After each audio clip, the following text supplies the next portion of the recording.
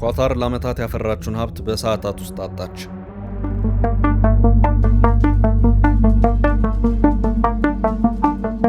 አሁን ባለው ሁኔታ የመካከለኛው ምስራቅ ጦርነት መልኩን ቀይሮ በቀጥታ ወደ ነዳጅ ጦርነት ተቀይሯል።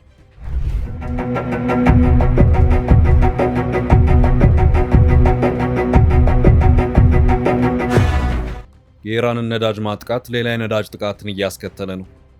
ትራምፕ የኢራንን ነዳጅ ማጥቃት የለብንም በማለት እስራኤልን አስጠንቅቀዋል። We get less than 1% of our oil from the Strait, and some countries get much more. Japan gets 95%, China gets 90%, many of the Europeans get quite a bit. South Korea gets 35%. So we want them to come and help us with the Strait. የኢራን አሜሪካ እስራኤል ጦርነት ሶስተኛ ሳምንቱን አጠናቆ ወደ አራተኛው ሳምንት እየሄደ ባለበት በአሁኑ ሰዓት በዛሬው ዕለት ሌሊቱን የደረሱት ጥቃቶች ከተፋላሚዎች ወገኖች ባለፈ ጣጣው ገና ለዓለም የሚተርፍበት ክስተት ታይቶበታል። እስራኤል ኢራንን ወሳኝ የተባለለት የነዳጅ መሰረተ ልማት አጠቃች። ኢራንም ባጸፋዊ ምላሽ ኳታርን ግዙፍ የነዳጅ መሰረተ ልማት ደበደበች።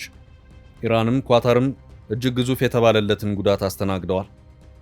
አሁን ጦርነቱ ሌላ መልክ እየያዘ ነው። ትራምፕ ጎበዜ ነገር ወዴት እየሄደ ነው?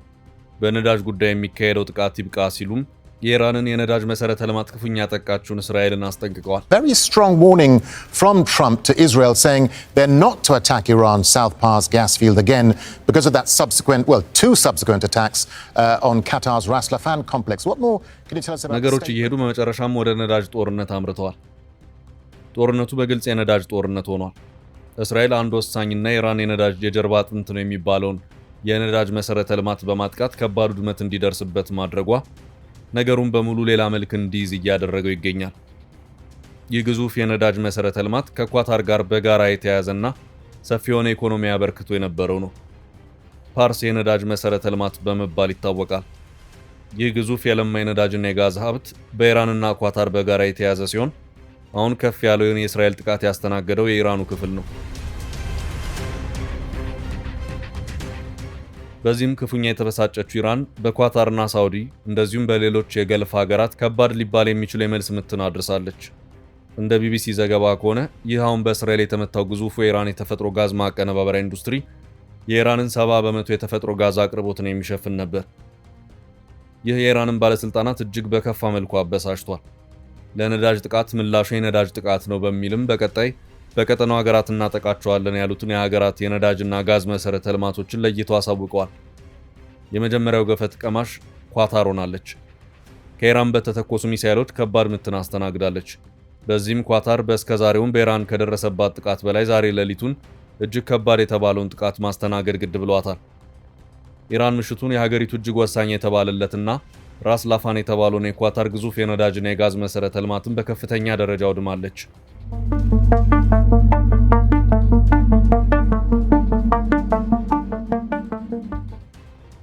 ይህ ጥቃት ለኳታር እጅግ ከባድ ሊባል የሚችል የኢኮኖሚን መናወጥን ያስከተለ ነው።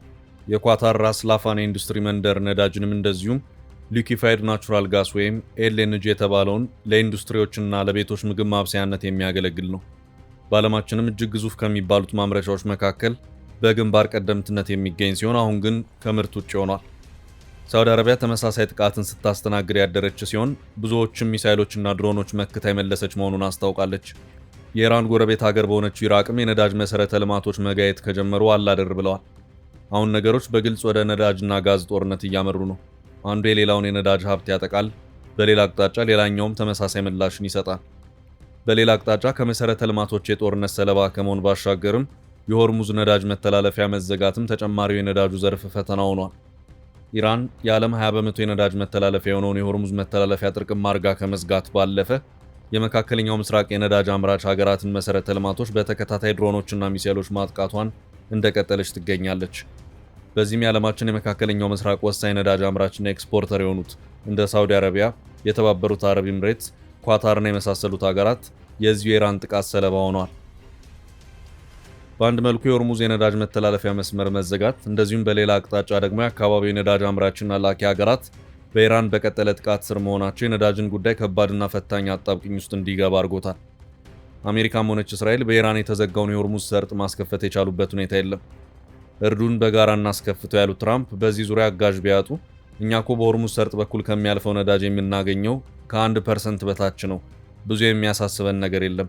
ከዚያ ይልቅ 95 በመቶ የነዳጅ አቅርቦቷን ከዚህ የምታገኘው ጃፓን፣ ቻይና 90 በመቶውን፣ ሌሎችም የአውሮፓ ሀገራትም እዚያው አካባቢ፣ ደቡብ ኮሪያም 35 በመቶ አካባቢ የሚሆነው ነዳጅ የምታገኘው በዚሁ መስመር ከሚያልፈው ነው።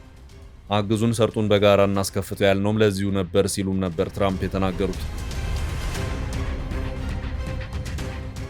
We get less than 1% of our oil from the Strait, and some countries get much more. Japan gets 95%, China gets 90%. Many of the Europeans get quite a bit. South Korea gets 35%. So we want them to come and help us with the Strait. የሆርሙዝን ሰርጥ ማስከፈት ያልቻሉት አሜሪካና እስራኤል አሁን ባለው ሁኔታ ኢራንን በሁሉም ዘርፍ ማሽመድመድ ወደሚለው አካሄድ የገቡ መስለው እየታዩ ነው። ይህም በመሆኑ በኢራን በወታደራዊ ዘርፍ ብቻ ሳይሆን ኢራንን በአጠቃላይ በኢኮኖሚውም ጭምር ማዳከም አለብን በሚል ቆርጦ የተነሱበት አካሄድ እየተከተሉ ነው። እናም ጦርነቱ ከወታደራዊ ተቋማት ኢላማነት ወደ ነዳጅ መሰረተ ልማቶች ጥቃት ዞሯል።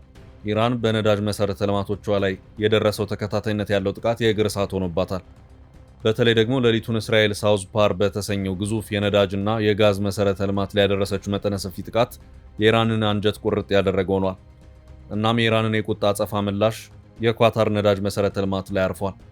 ትራምፕ እስራኤል በኢራን የነዳጅ መሰረተ ልማት ላይ ጥቃት እንደምትሰነዝር አላወቅኩም ነበር፣ ነገሮች በዚህ መልኩ ከቀጠሉ ከባድ ስለሚሆን በኢራን የነዳጅ መሰረተ ልማቶች ላይ ጥቃት መሰንዘር መቆም አለበት በማለት እስራኤልን እንዳስጠነቀቁ አልጀዚራ በዘገባው አሰራጭቷል። Very strong warning from Trump to Israel saying they're not to attack Iran's South Pars gas field again because of that two subsequent attacks on Qatar's Ras Laffan complex. What more can you tell us about the statement from የነዳጅ ጥቃትን በሌላ የነዳጅ ጥቃት አጸፋዊ ምላሽ በሚል እሷን በተራዋ የጎረቤቶቿን የነዳጅ መሰረተ ልማቶች አንድ ባንድ እያጋየች ትገኛለች። በዚህ መሃል ዓለም በከባድ የነዳጅ ቀውስ ውስጥ የገባበት ሁኔታ ተፈጥሯል። አሁን ቀውሱ ከመካከለኛው ምስራቅና ከቀጥታ ተፋላሚዎች አልፎ የዓለምን እያንዳንዱን በር እያንኳኳ ይገኛል። እያንዳንዱ እንቅስቃሴያቸው ከነዳጅ ጋር የተያያዘውና በከፍተኛ ደረጃ ነዳጅን ለኢኮኖሚያቸው የሚጠቀሙት የግዙፍ ኢኮኖሚ ባለቤት የሆኑት ሀገራት በአሁኑ ሰዓት የነዳጅ ያለህ እያሉ ይገኛሉ። መፍትሄው ምንድነው የሚለው ጉዳይ አሁንም ጥያቄ ሆኖ እንደቀጠለ ይገኛል።